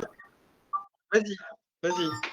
Oui, c'est que je prends conscience que on va pas le creuser maintenant, mais est-ce qu'il y a une possibilité de véritablement parler de commun si tout le monde n'est pas là? Est-ce que derrière la notion de commun, il n'y a pas quelque part l'éthique, le choix dont on a déjà parlé dans d'autres rencontres, de ne laisser personne de côté? Et moi, je ne suis pas sûr que même les communs du Moyen-Âge incluaient tout le monde. Au moment de la Révolution française, il a fallu un homme qui s'appelle Dufourny pour faire remarquer que, en tout cas sur la région de Paris, les plus pauvres, ceux qui n'étaient pas inscrits sur le registre de l'impôt, n'avaient pas droit à la parole, étaient exclus des assemblées. Et là, l'urgence pour moi, c'est dans le contexte de la catastrophe écologique globale dans lequel on est, c'est de créer du commun partout où on est, et là on en a eu plein d'exemples, et un commun qui aille à la recherche de ceux qui manquent encore, de ceux qui ne sont pour le moment pas eu l'occasion de contribuer, alors même qu'ils sont créateurs de communs tous les jours dans leur vie. J'ai fini. Oui. Alors, ça, c'est une réflexion, on va dire, sur la question des barrières d'entrée au commun qui existent, sachant que l'inclusivité, c'est un combat important et qu'il faut tout le temps reprendre et qui nécessite des ressources en plus à chaque fois, puisque faut trouver comment, alors qu'on est déjà ouvert, comment on devient encore plus ouvert et encore plus ouvert et encore plus ouvert. Et c'est pas forcément simple, mais c'est un truc qui est en vue, et notamment je reviens sur la question des partenariats publics communs, parce que ça nécessite un vrai accompagnement par la puissance publique pour que les communs aient en plus une dimension inclusive. Sinon, les communs ont une fragilité intrinsèque, et à trop les charger, on s'en sort pas forcément. Mais par contre, il y a des choses qui ont été très intéressantes au niveau de la question des communs, justement. C'est les territoires zéro chômeur de longue durée, qui, pour le coup, ont fait des interactions très intéressantes avec la question des communs. Et territoire zéro chômeur de longue durée, ça fait partie des éléments qui inspirent les gens qui ont à cœur à la fois la dimension des communs et la question de l'inclusivité. Maya, et puis après ça, on fait la deuxième partie du jeu et après le tour de fin. Si tu veux ajouter un mot. Je vois la question pourquoi un commun échoue. Moi, je vais vous donner mon point de vue, c'est le mien. Pour moi, un commun échoue essentiellement à cause de problèmes de relations humaines. On peut avoir de grandes valeurs, de grandes envies d'inclusivité, tout ce qu'on veut. On sous-estime toujours les différences culturelles, toujours. Donc, je dirais qu'un commun échouera nécessairement si on ne prend pas le temps de s'écouter. Voilà. C'est mon point de vue. Je me permets de rajouter quelque chose. En permaculture, on parle du PFH, le précieux facteur humain par moment, ou le putain de facteur humain par moment.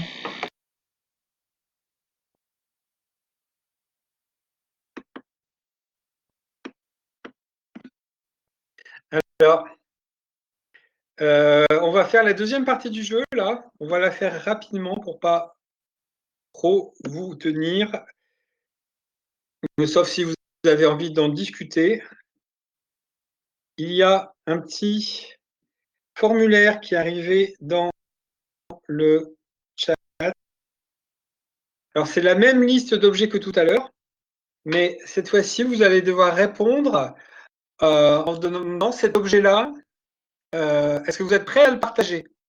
C'est-à-dire faire en sorte que ça soit plus un objet qui est votre propriété privée dont vous avez l'usage exclusif, mais vous êtes prêt à faire en sorte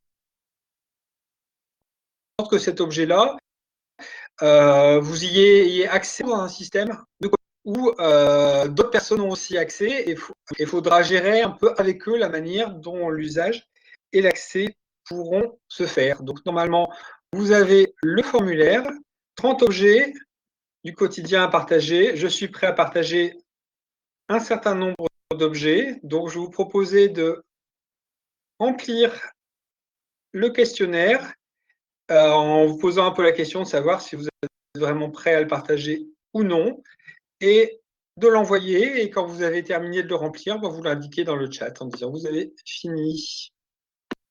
Alors, il y a des gens qui sont très commoneurs. Je vois que Maya dit qu'elle est prête à tout partager sauf son téléphone mobile, parce qu'il y a des données personnelles à l'intérieur. Et donc, la frontière entre le privé et le commun arrive à ce niveau-là.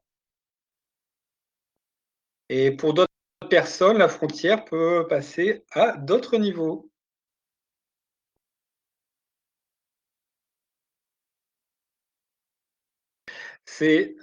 Vos réponses sont totalement anonymes, donc vous pouvez répondre sans crainte. On les publiera dans les actes de la rencontre de ce soir, mais on ne pourra pas les lier avec votre vie à vous. Moi, j'assume, je prête pas mon vélo, je m'en sers trop. Et voilà. Toujours des bonnes raisons, et c'est pas une posture morale. Il faut savoir à quoi on est prêt, à quoi on n'est pas prêt. Alors, je me rends compte que j'ai complètement zappé le passage que j'avais prévu sur les liens entre les communs et l'adaptation radicale. Je vais faire ça à l'oral très très vite. Les communs, c'est d'abord une restauration de pratiques anciennes. C'est un système qui nous aide au renoncement. C'est un système qui crée de la résilience en créant des points d'interconnexion avec son territoire et avec les autres. Ça crée donc des espaces où on peut sociabiliser et on va construire la réconciliation nécessaire pour le futur. Pour moi, c'est totalement aligné.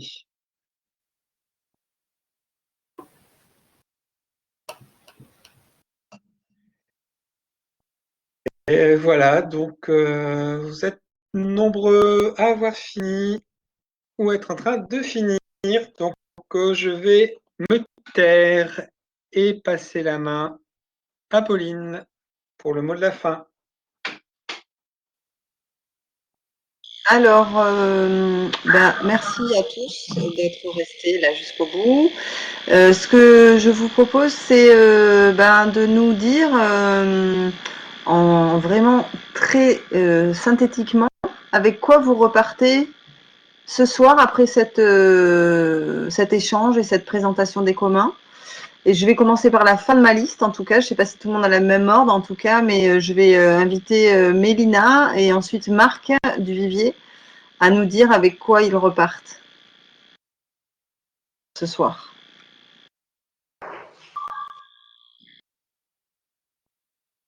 Mélina ? Oui. Merci pour cet exposé super éclairant. Moi, je repars avec une vision plus claire de ce que c'est que les communs. Pas mal de nourriture intellectuelle pour continuer à réfléchir à tout ça. Voilà, ça m'a enrichi. J'ai pas encore de pistes concrètes d'action, mais ça me nourrit beaucoup et voilà, je me sens mieux outillée pour réfléchir à la suite. Merci. Je repars avec des convictions renforcées et quelques problèmes dans la gestion associative à régler. Voilà, bonsoir. Alors pour la suite, le deuxième Marc et ensuite Maya. Rebonsoir. Ah ben, pour moi, je suis pas plus optimiste qu'avant, sachant que je suis déjà pessimiste par nature, parce que si ça loupe, de toute façon, je suis pas déçu. Et si ça réussit, bah, tant mieux. Donc j'ai des questions sur la gouvernance. Ça me rappelle enfin pas fâcheusement, parce que dans ma bouche c'est pas une insulte, l'anarchie suivant Proudhon, hein, qui a fait des très bons boulots là-dessus sur l'autonomie, l'indépendance des groupes. Donc voilà, je me dis, est-ce qu'aujourd'hui on est prêt effectivement à revoir des options de gestion, sachant que moi aussi je fais partie du milieu associatif et que c'est souvent pas facile du tout à mettre d'accord l'ensemble des populations. Voilà, donc j'en suis là.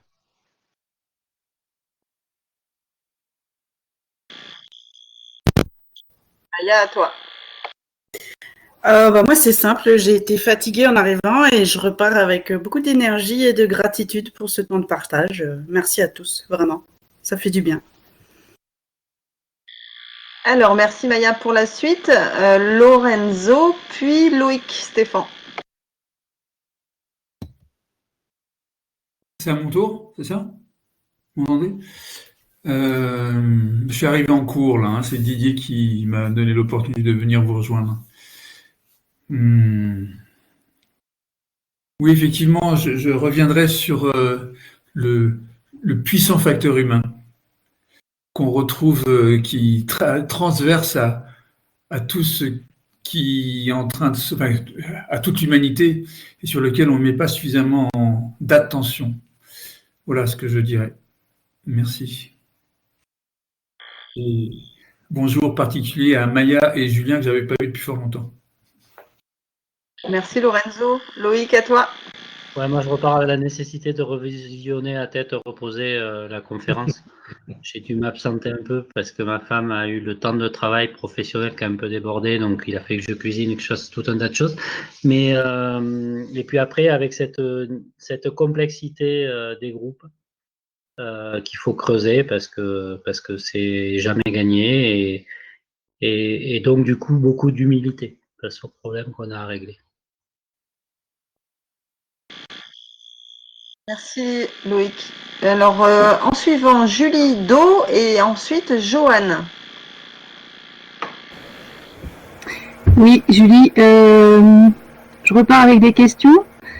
J'avais failli poser la question de comment on pourrait rendre commun une entreprise, par exemple, parce que justement, je coordonne un projet de territoire zéro chômeur de longue durée, dont j'ai été contente d'entendre parler, du coup, Julien.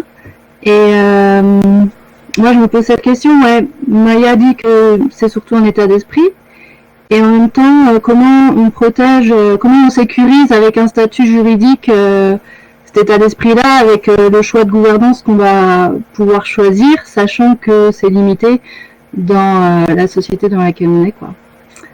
Et donc, ça me donne envie de poursuivre la réflexion dans ce sens-là, quoi. Merci. Joanne, à toi. Merci pour ce partage. Alors moi, je repars avec pas mal de pistes de réflexion, en tout cas de questions à creuser par rapport au mode de gouvernance, notamment par rapport à l'association dans laquelle je suis. Voilà. Et du coup, merci pour cet échange. Alors en suivant Geneviève et Didier pour votre mot. Avec quoi repartez-vous? Oui, bonjour, enfin bonsoir. Moi, je repars avec beaucoup de plaisir d'avoir entendu le témoignage de Maya et de Carmen notamment, où vraiment on voit le concret. Moi, je suis quelqu'un de très dans le concret. Et pour toutes ces idées que je trouve idylliques et que j'aimerais m'intégrer, personnellement, je n'y crois pas trop parce que l'être humain est trop individualiste. Nous, Européens, on est beaucoup. Notre mentalité permet difficilement, en tout cas, ce genre de partage et de confiance et de respect de l'autre. Donc, bon, je vois ça comme étant quelque chose d'idéal, mais un peu utopique. C'est ma vision des choses. Je préfère espérer me tromper. Voilà, bonne soirée. Didier, à toi. Ben moi, je dirais d'abord l'utopie, c'est un peu le départ des idées nouvelles et des grands changements, donc c'est plutôt bien. Moi, je repars avec l'impression d'avoir beaucoup de boulot, quoi, qu'on a beaucoup de boulot, et ça, c'est plutôt une bonne nouvelle. Et j'aurais une petite pensée pour notre ami Alain Aubry, qui était un des fondateurs à la fondation de Colibri, qui nous a quittés cet été, et qui est à l'origine de la formule PFH, donc le double sens, putain de facteur humain et précieux facteur humain. Et avec lui et Laurent Marceau, on avait fait un petit site et une lettre pour dénoncer un petit peu l'hypocrisie de beaucoup d'associations qui prétendaient faire du commun et travailler en coopération alors qu'ils ne le faisaient pas. Donc vraiment, souhaitons que ça se fasse, parce que je pense que c'est la seule façon de créer du commun et donc de changer le monde, ce monde qui compresse. Voilà, j'ai dit, pardon. Merci Didier. Alors là, on va passer à juste un seul écran pour 2 personnes. Les Desfontaines, s'il vous plaît. Merci beaucoup pour tous vos partages. On a appris des nouveaux mots. Et on repart avec l'idée que ça pourrait être plus simple et en même temps une certaine complexité quand même. La notion de gouvernance, moi, ça reste encore un petit peu dans le flou, enfin, à creuser. Et après, la notion d'urgence, si dans l'urgence on est efficace et tant mieux, parce que là il y a urgence et peut-être que c'est ça qui va nous aider à être efficace en fait.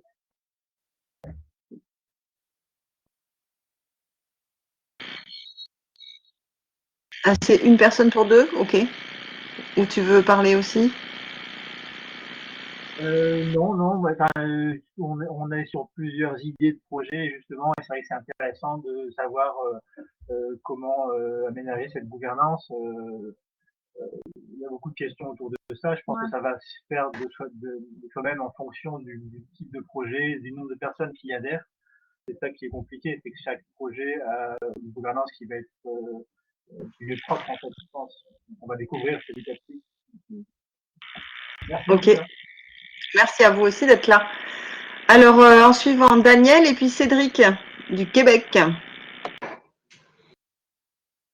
Et, merci à tous, merci à Maya, merci à Julien. Moi, j'avais une idée des communs très lointaine, et en me disant que c'était des gens bien et un truc super intéressant qu'un jour, dans une autre vie, il faudrait que je comprenne. Donc, j'ai un peu progressé, et j'ai aussi un peu progressé sur la possibilité que ça se fasse un peu de soi-même dans l'urgence, et ça, c'est un truc porteur d'espoir, j'aime bien. Donc voilà, c'est super, et je suis content d'être en passe de renommer mon association qui plante des arbres Forêt Commune. Donc on a eu du nez, et j'espère qu'on va continuer dans ce sens-là. Et je vous remercie tous, c'est super intéressant et super revivifiant.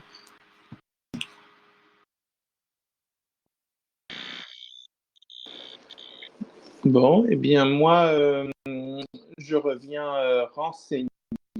Je repars renseigné, éclairé, pour avoir expérimenté quelques communs. Je pense en avoir une certaine idée, mais jusqu'ici, je ne comprenais pas tous les rouages, tous les enjeux, etc.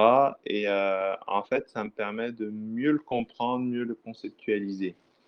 C'est sûr qu'ici au Québec, alors là, si vous les Français, vous dites que vous avez une culture individualiste, alors là, vous ne connaissez pas les Québécois.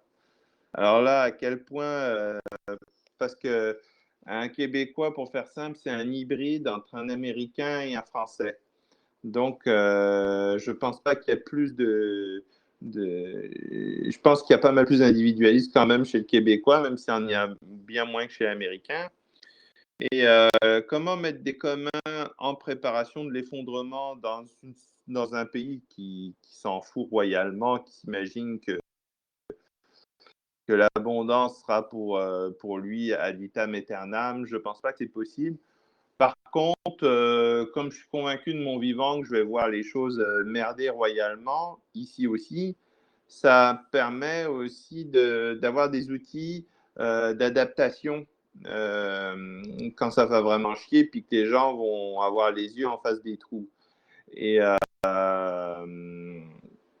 donc ça, c'est très bien. J'ai senti souvent dans la séance de ce soir la préoccupation de beaucoup qu'il faut préparer les communs avant le crash. Oui. Mais je reste convaincu quand même qu'une fois le crash arrivé, on peut faire des communs. Parce qu'il y a une espèce dans notre milieu de transitionneurs, il y a une espèce d'idée qui flotte dans l'air que oui, si on travaille comme des fêlés, on va pouvoir éviter le crash, ce à quoi je ne crois pas. Donc, le crash va arriver de toute façon et faire des communs, ça pourrait être une des attitudes de réaction et d'adaptation. Et le fait d'avoir conceptualisé va m'aider beaucoup pour quand ça va arriver. Merci, j'ai dit. Merci Cédric. Alors, en suivant, Carmen, puis Bertrand, pour votre mot de la fin. Oui, donc moi j'ai trouvé que c'était très intéressant. Et bon, les questions, si elles ont déjà été posées, je reste quand même avec cette histoire de facteur humain qui est quand même que je vis, voilà, auquel je me confronte quotidiennement, enfin régulièrement en tout cas. Et puis la notion du temps aussi, on parle de préparation, d'urgence, etc. Parce que justement tout ce qui est humain, ça ne change pas si rapidement que ça. Quand tu vois voilà, c'est pas évident quand on a passé des dizaines d'années, pour ne pas dire plus, dans un certain état d'esprit, ça se change pas comme ça du jour au lendemain. Donc voilà, c'est des questions qui restent en suspens, mais je pense qu'effectivement, quand on est acculé, on a des ressources qu'on n'a pas habituellement. Donc, on va voir. Oui, merci pour ce moment. Ça me donne des pistes de réflexion pour nourrir la COP alimentaire dans laquelle je travaille bénévolement et après peut-être appliquer certaines choses ou tester avec mes collègues des différentes choses grâce à ce que j'ai pu commencer à lire pour préparer cette réunion d'aujourd'hui. Donc merci vraiment pour ce moment. Alors, avec quoi repartez-vous? Ariane, puis Julien. Merci beaucoup, c'était très très intéressant. Et je suis assez confiante que quand l'humain autour de nous aura bien compris que en fait, il ne peut rien faire tout seul, il va vite se mettre en place et il va rentrer dans les communs et il va participer activement. Donc je pense que ça ira bien au moment venu. Donc c'est toujours des bonnes idées à prendre pour maintenant. Pour moi, à Chamonix, personne n'y pense, tout le monde veut skier. Et tout le monde est dans l'individualisme et la performance. Donc, ils sont absolument pas prêts. Donc, c'est bien de pouvoir parler avec vous et de savoir que ça existe. Et puis voilà, et puis, je fais pas mal d'associations. Donc, tout ça, ça met du sens, beaucoup de sens. Donc, c'était très, très utile. Merci beaucoup. Je suis la dernière sur la liste après Julien, normalement. Moi, je repars avec déjà beaucoup de gratitude pour tous ceux qui ont, Julien, Maya et ceux qui ont aussi apporté de la matière à la discussion. C'était vraiment hyper riche et hyper intéressant. Je repars aussi avec la certitude que mon chemin est sur la bonne voie, puisque en fait tout ça, ça me préoccupe beaucoup et ça vient mettre du théorique et du cadre aux questions que je me pose et sur lesquelles j'ai envie d'avancer. Donc ça, c'est donc que je repars avec une forme d'alignement et de conviction supplémentaire à mon chemin. Voilà, et vraiment, je suis hyper contente d'avoir été avec vous et d'avoir entendu tout ça et voilà, c'est de partager ça. Et Julien, as-tu encore des problèmes techniques? et je vais pouvoir profiter rétrospectivement du moment passé avec vous. Et ça sera très agréable d'avoir pu ouvrir des conversations. Je pense qu'on aura le temps d'approfondir dans le futur. Et je pense que Xavier voulait parler aussi. J'ai vu lever le doigt. Xavier?